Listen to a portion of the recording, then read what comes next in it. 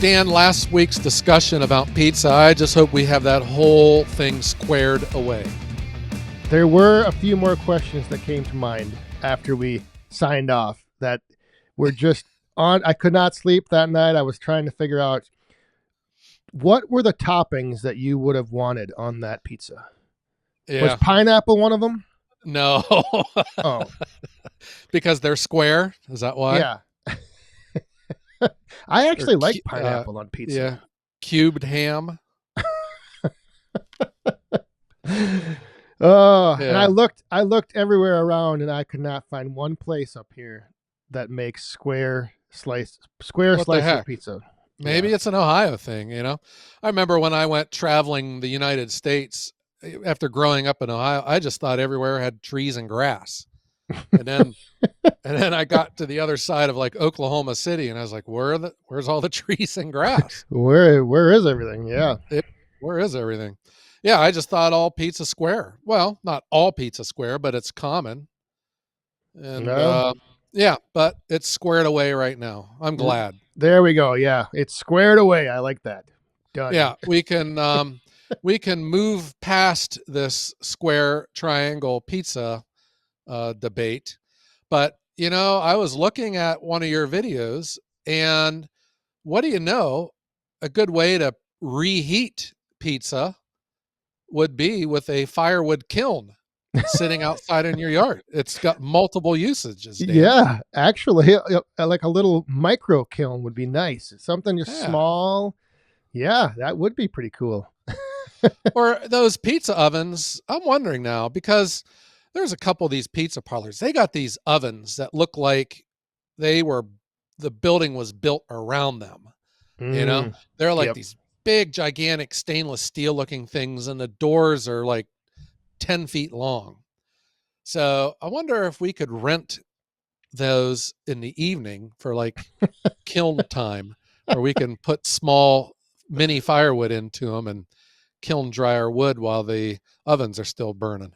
Well, unfortunately, I don't think that could happen because there's a lot more to drying firewood in a kiln than just throwing a bunch of heat at it. And that's Yeah. the one misconception I think everyone has is just get a big box, insulate it, and heat it up. What's missing then? The airflow? Airflow and even just like I think like variations in temperature, like throughout the day, like lowering, increasing, getting all the hot air to actually leave your chamber and replenish it with fresh air. Yeah, I mean, it's a lot more scientific than I think it's made out to be. Well, who better to explain it to us normal people than our resident scientist, wood scientist, Dan from Back 40 Firewood. Oh, that is something I am not, but yeah, I was fortunate enough to. I'm very grateful for it. Phil Anderson up here in Wisconsin, he reached out to me and he was working on testing some design concepts with this whole process. And instead of building a full-size, full working model of a kiln, he made a miniature one. Huh. And guess what a miniature kiln actually works good doing with mini firewood, drying it. Yeah, well, that seems to make sense. But you've had it long enough. Does it work? Yes. And again, it's a working proof of concept. Anderson Biomass Systems. That's Phil's company that he's going to start building kilns now. And this is an idea he had, but again, he didn't want to build a full scale. You know, you ever been into remember going into like the old like drugstores when they'd have like a miniature like engine on the counter and you could see like the pistons moving? Yeah. I had one. Yeah, like Santa brought it to me when I was little. Nice. Yeah, so something like that. You know, he built this smaller version to get the proof of concept and make sure everything kind of worked the way he wanted it to. So is it supposed to be a miniature kiln though, or he's just tinkering with a smaller version before he makes a big one? Yes, he's proofing out the concept of this smaller one, which will then be scaled up for his larger model. Because this one doesn't really hold that much wood, so you almost end up burning more scrap wood than you end up drying. You know Uh-huh. what I mean? So it's just like I said, the proof of concept. Yeah. Okay. Yeah. So that was interesting. Not because, we've had discussions about kilns in the past where we've expressed our, I don't know, Dan, what is it? We just don't, there's just some things about the economics of a kiln that are beyond us. Yes. But here, I guess it's part um, functional because it actually dries wood. It's part purposeful because you could use it because your small firewood fits into it nicely. But it's also part, I don't know, Dan, like a learning experience, or it's educational because it doesn't matter that it's a kiln. It could be any kind of machine, but in our case, a firewood machine, and showing the power of social media and YouTube marketing. And Yes. for someone like you, a social media influencer, because his phone rang the day you put that video up. Yeah, he had a very good response to people seeing it and just getting that awareness out there that something like this, is something he's working on and something that he's now offering to the firewood community. And it's the other nice thing is it's kind of geared towards that hobbyist, the smaller operation. So like his full scale versions will probably only hold like 1 to 4 IBC totes. That's it. Yeah. Not like a huge, great big 40-foot long shipping container with 8 cages in it and something like that. Yes. Or one as big as my house. Right. Because that's typically what you think of when you think of a firewood kiln, a great big box. I do. Huge. Yeah. And that is what we had talked about, innovation and the changing industry, the changing markets of firewood, and how machines should be changing along with it, or we should be developing new machines that fit this reality that we're dealing with, and we talked about European style firewood that's shorter, and these new EPA stoves that are smaller firebox, but then they also crave a dry, consistent stick of wood, and how local producers could really use. They don't have the space to stack out 60 to 100 cords of firewood so that it can dry, and that a small kiln like this could really put them in the game. Drying 1 cord a week. Absolutely. Yeah. Yeah. And that's the thing that I like most about it is it's geared towards the smaller operation. The guys that the other thing is, say you had some wood that you cut 4 or 5 months ago, it's not quite there. It's not quite ready to burn. Something like this, can get it to that ready to burn status pretty quick. So Yeah. it's a lot of things, a lot of uses that I could see for the smaller firewood operation. And reheating square pizza. It does have a square firebox chamber, so yeah, it Uh-huh. probably could. Yeah. So I thought that was cool, but I look into this kind of a thing too. And what I noticed though was the impact YouTube had on a machine, a device that was built, in some lost corner of Wisconsin. And just by the snap of a finger, the click of a mouse, the whole world can see it. Yeah, that is the very interesting and, I guess, exciting part about the times we live in. Yeah. What did you call this new era? The golden age of firewood. Yes, there it is. Yeah. Yeah. Yeah. Well, and it's not just the machines and everything. It's the way it's communicated with. I think print ads are not going to go away, but you cannot deny the power of videos, long form, shorts, TikToks, whatever you want to call them, of getting a product put in front of an audience, you know? Right. The attention. The attention is like the commodity. You're day trading attention. How do Yeah. you get the attention where it needs to be at the right time to the right eyes? Uh-huh. It got me thinking, Dan. I'm going to pose a question to you. Mm. And we can throw this up for discussion. But let's pretend that you and I put together our overactive brains and we develop a new and exciting, innovative firewood machine. What it does is not important. I Let's like just it say already. that, yeah, but if I'm involved in inventing a machine, you know that it will wind up doing my work for me. Yes. So that and it will have a seat that I can sit in and watch it while it does all the work. Okay. So I don't know. We can come up with a name like the the encapsulator. Uh, what's that? The plutonium encapsulator 2000, Ooh. or yeah, Yes. or we could call it the woodhounder. Ooh. Okay. Yeah. It's a Okay. machine Okay. called the woodhounder.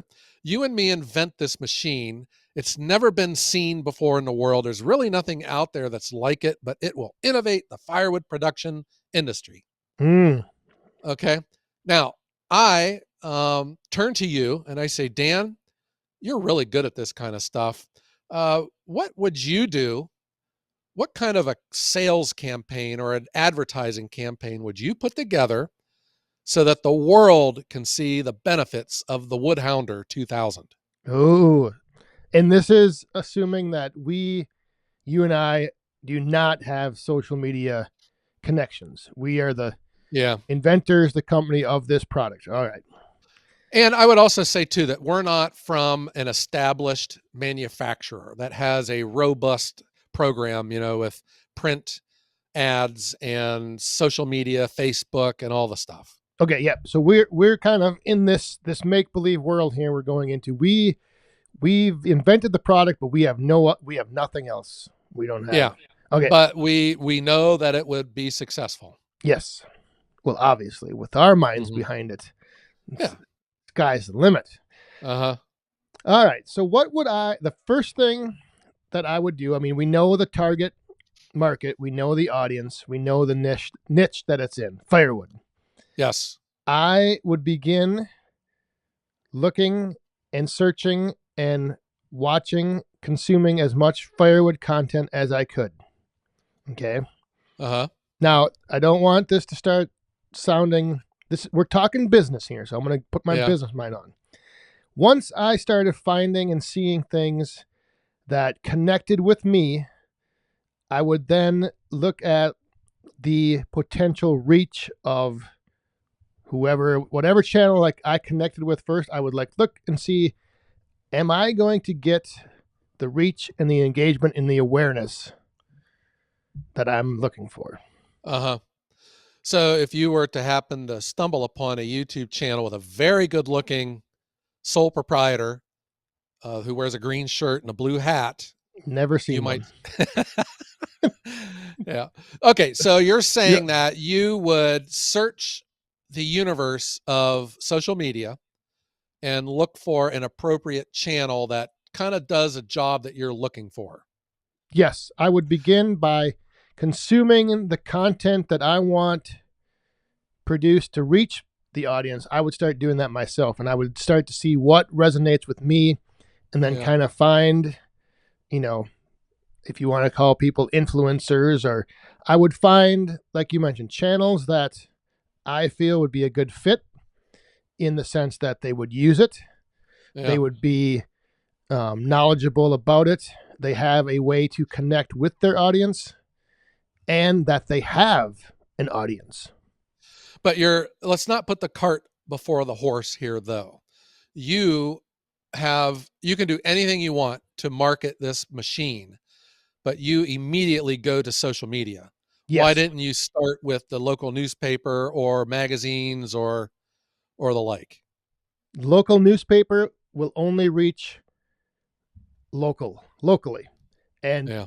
chances are I can do that myself. I can go out and connect locally with people I know. Um, New TV stations, for the budget that I'm probably assuming we are under, we are going to be putting an ad up at 3:30 in the morning, and no one's going to see it. Uh, The power of social media is that people can see it any time of the day. And the other thing is, when you're buying ad space, you're buying limited slots, 30 yeah. seconds, 1 minute. I want this machine to be seen in use over and over. What it can do, that's what we want. We want, And and the videos are out there forever too. yes, they're Yeah. always there. But doesn't that also come with a risk? Okay. You could get the wrong influencer, or your machine could have had a hiccup when it was being filmed and the guy slams it, or the gal slams it and says that it's no good. So that is one of the realities of social media. If we are doing honest reviews, because we always talk about what it does great and what it's not good for, or Yes. if it doesn't even work at all. Because I would imagine, I guess that kiln, we were talking before we went live here, you said the kiln works really good. But what if it didn't work at all? What if it didn't do what it was supposed to do? I know you probably wouldn't have put the video up. So, but Um, then you run the risk of your great idea. It could have just had a loose bolt that caused all your trouble, but now all of a sudden the world thinks that your machine's junk. yes. Well, and this gets back to my very first step, consuming the content myself. I would watch people's review videos. I would watch how they handle things in their content. And that's where you kind of get, you get the sense of people when you see how they are and how they, you kind of Yeah. can feel, sometimes you'll watch a video and you know that the person is just reading bullet points. No, they're not authentic, they're not genuine. Yeah. So that's part of that first step, that first stage. But then, getting back to, like, if I would have had problems with this kiln, I would have reached out to Phil, and I would have that. I wouldn't put everything out there in public space. If something Uh-huh. was wrong, I'd work it out with the manufacturer. So that's what I would hope we could find in our search for an influencer. For Yeah. the Well, in turbo your case, attachment. though, specific to this kiln, it's not on the market yet. So, No. you should expect there to be a need for fine tuning. And Okay. sometimes that's what manufacturers want. They want you to test and report back. Yeah, that's Give true. them the feedback. Yep. That's true. And man, you'll get it too, through the comments and all. Oh, Because definitely. there's I would use the timber ox splitter that you and me were both involved with. So we just did, some just basic videos of it. And man, the people and the comments and the insights that people have, are very, very sharp. They noticed stuff that I never even thought of. So I guess that is like a marketplace of ideas, is when you do put it out there on social media. I would think that you should have high self-esteem, because Oh, you're going to get some negative comments that might tear you down. yep. But if you take things in the right frame of mind, you could really improve the machine too. Right. And that's the other added benefit is not only, okay, so if let's say we found our influencer, not only are we going to get the feedback from them using the machine, but then, like you mentioned, all the viewers who notice, why is the tire this way? Why is it that size? Why is that Yeah, sticking out there? Why is that over?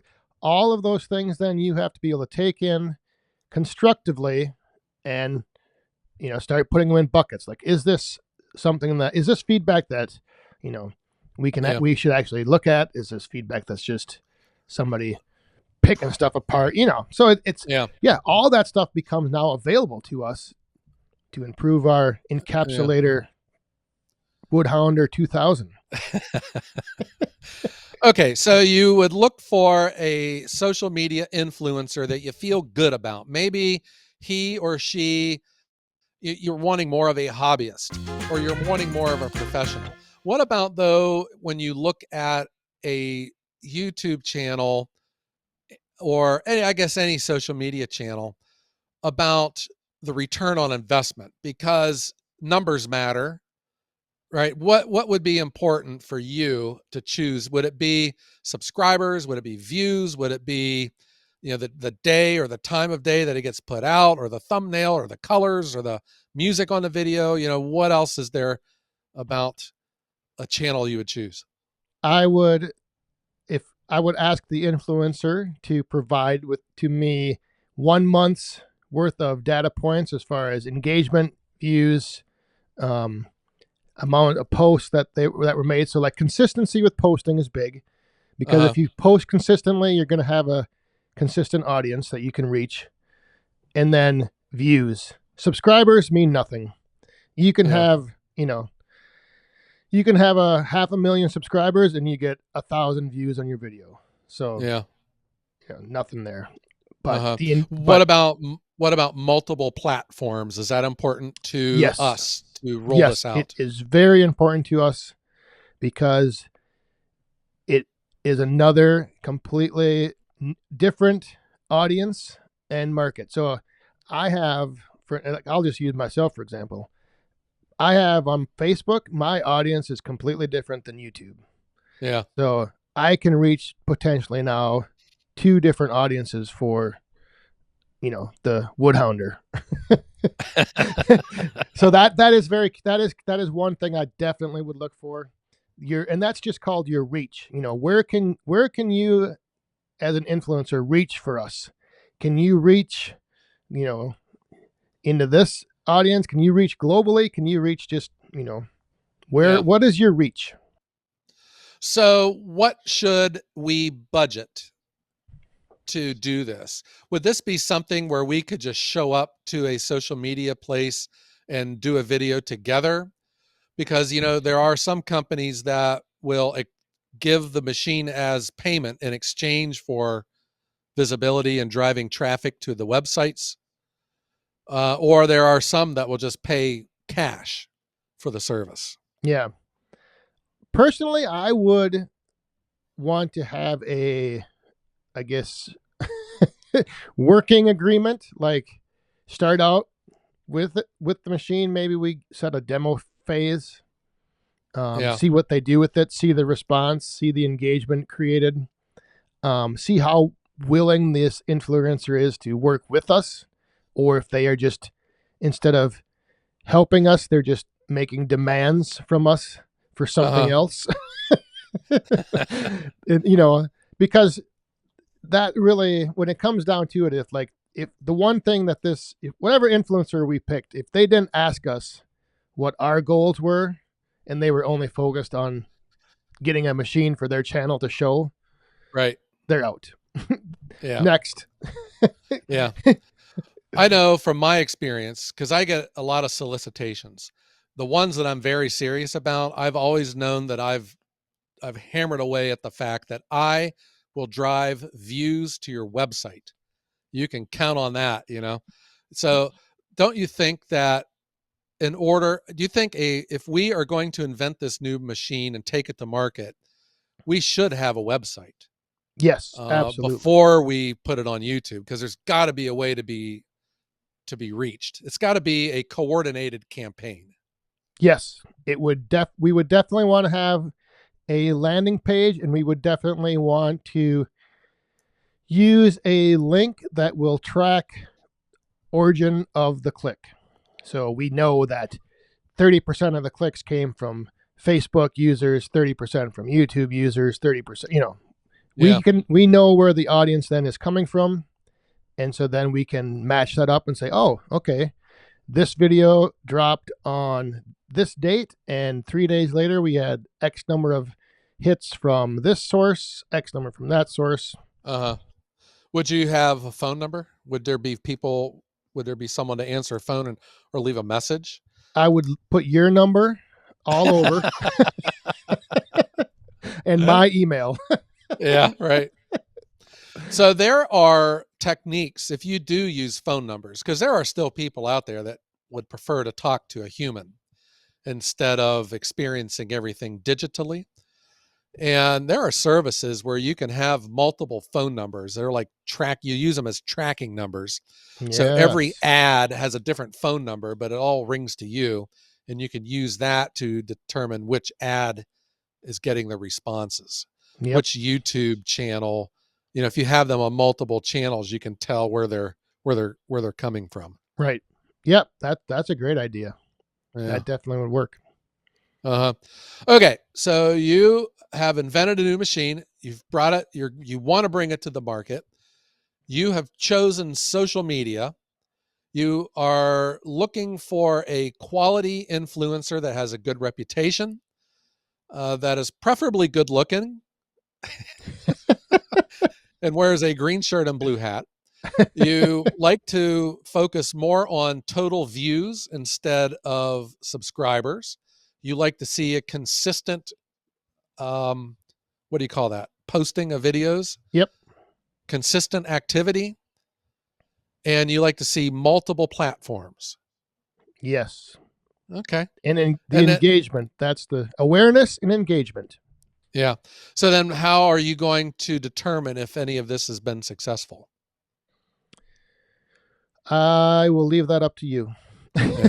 Yeah. No, I mean, obviously, that's the one thing that I think a lot of people who seek out influencers is they want that immediate return. And I think Yeah. I would be more focused, and I think I can speak for you as well, is we would be more focused on establishing the Woodhounder 2000s brand and name for, you know, going forward. We don't need to sell 10 of these units tomorrow, Yeah. but over the next year, we want all of a sudden Woodhounder 2000 to be like a household name, and you see it, you know what it is, you hear it, you know what it is, Yeah. everything. And that's where I still think anyone who's in this position that's trying to bring a machine to market through social media, I think your first concern and your first, business term is a KPI, your key performing indicator, is traffic going to your website. And I'm going to speak from my own experience here. Some just ones that are just right off the top of my head. My friend with the coffee shop, my friend with the t-shirts and candy store. They both, when I did a video for there, they said, "Holy cow!" That was Yep. our tracker just blew up for the Crash the traffic. server. Yeah, that was coming into it. So that is something I take a lot of pride in. I can drive traffic to websites. So maybe for any of the influencers out there listening, who's trying to get into this side of the business, that's probably one thing that you should pay attention to. And I think if we were doing this, we would want to get a baseline for how many clicks our website gets every day, I guess, Yep. or certain hours of the day, and then monitor it after that video goes live, huh? Right. Yep. We would have all that tracking and reporting and data we could look at and say, I'd say, Joe, we've made it. Yeah. We have a hit. Yeah, Success. we found the right guy or gal here. But if you choose the wrong one, there could be, that's where I'm just saying, there could be just a lazy video put out that misses the key points, that Yep. doesn't show it, as a way that it can be effective for a particular part of the industry, and the video is a dud, or it's Yeah. too short, or it's too long, Yep. But too something. that's where I think working with the influencer and understanding, like, we want more than just like one 8-minute video. We want a couple shorts, some reels. We want maybe a photo post. We want, just get that momentum going, that, that engagement, that awareness. And Yeah. hey, sometimes you can have a video that does 1,000 views, but guess what? If it brings in 100 people to your website, that's success. Yeah, if you bring in the correct 1,000, Right. right? Yeah. Yeah. So you don't need to have like a video go viral to call it a success. You just need Sure. to be, get the message out there and get the awareness going and start getting that attention. Yeah. I would think too, if you do find correct influencer, the correct YouTube channel, that there should be some expectation that the name of the product is in the title, that there are Yep. links in the description to the website or any, the preferred way of contact, and that the video isn't going to be taken down after so long. Yeah. That would They be nice. put it up, and next week it's gone. Yeah. Yeah. Oh. You put it on Snapchat and it just disappeared. Yeah. Or you put it on TikTok and it's like the young kids with the short attention span and they just totally forgot about it. Right. What was that? Yeah. The wood miser, the wood houndser, the wood what was that thing? Yeah. The Wood Hound Encapsulator 2000. 1,000, yes. Something like that. Yeah. I like All it. right. Well, that is interesting. I just, number one, I was excited to see the kiln thing that showed up at your place. But then when you hear about the gentleman that's kind of the inventor, the manufacturer, he's trying to figure all this out. He found a social media influencer, albeit a hobbyist, but he found one. Well, and then And yeah, it's I think that's the trend, man. I mean, yeah, I cannot help but think, and I am sure everyone out there is going to agree with this statement, there will not be a tool or a machine of any variety. And I don't care if it's a shovel, a sewing machine, or a excavator, that the customer won't first look for it on YouTube before they buy it. totally agree. Yeah. Yep. I don't care what it is. I think you can even add electronics, TVs and mixers Anything. and anything. Yeah. That is the power of long form video, YouTube videos, and social media influencing. Holy cow. It's the way to go. I Yeah. mean, it's proven. I mean, that's the whole thing. We're not guessing, we're not just speculating here. It's Yeah. proven. Yeah. Well, I am the social media influencer of choice of a particular company I've gotten involved with AM Leonard and the world's greatest wheelbarrow, Yeah. which I'll look anyone in the eye and I'll say that this is the world's greatest wheelbarrow. When I posted that video, in 3 weeks, we sold 110 wheelbarrows. Whew. Yeah. So don't tell Wow. me that, social media doesn't help, because holy cow, they sold out twice over that thing. Wow. Yep. Yeah. Just Perfect by posting a example. video of a wheelbarrow. Yeah. Weren't you doing like some type of wheelbarrow Olympics around your wood yard or something? Or what? I did a performance test with it. Performance test. That's Top speed, acceleration, braking, and acceleration. safety. We put it in, the crash test dummies. We put it through a offset frontal impact test You with know, it, and it came through with flying colors. and the funny thing is that, and I'm just going to speculate here, but there was probably someone at that company who saw your video and was like, "Oh my gosh, what is that? Like, What who's is this going guy? on?" But Yeah, who then is this guy? I did 110 that once wheelbarrows when, later. yeah, when I was with Titan Attachments, I had a ballast box they gave me, which is real exciting. It's this box that you put rocks in it, to counterweight your tractor. And they want me to do a video on this. I was like, how do you do a box of rocks, for crying out loud? So I did it.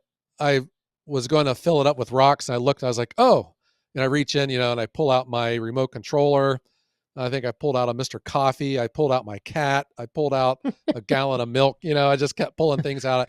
And I didn't hear anything from them afterwards. I thought they were going to be furious because I was, kind of just being a buffoon with their product. But then they thought it was awesome. They said Yep. they thought that was the greatest thing they've ever seen. So they told me to do more, do it again. Oh Yeah. yes. All right. Well, And that's why you should use that kiln for reheating your pizza. I think it'd be great. Yeah. Or even just making one. Wood-fired pizza. Yeah. Heck yeah. Yeah. Kiln smoked pizza.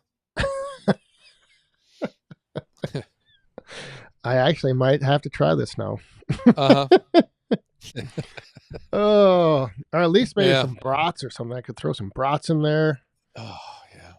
Why does our podcast always resort to food? I don't know. Yeah. And one other, we didn't say anything bad about the weather in this episode. I just want to point that out for all of our listeners. Oh, we can do an episode without complaining about the weather. Let's strike up the band so we officially make it through without anything about the weather. Who knows? All right, Dan, strike up the band. All right. There you go. Thanks, Woodhounds, for tuning in. Hopefully you enjoyed this episode of the Woodhounds podcast, the #1 firewood podcast in the world. Yeah, and if we haven't said this before, we are the #1 firewood podcast in the world. The what? And please check us out on any of your streaming services and give us a 5-star review. That would be much appreciated. Okay, Dan. All right, Dan. So let's end this podcast by saying to stay influenced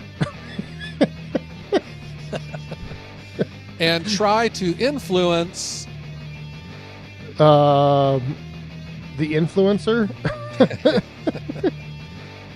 and have a great day.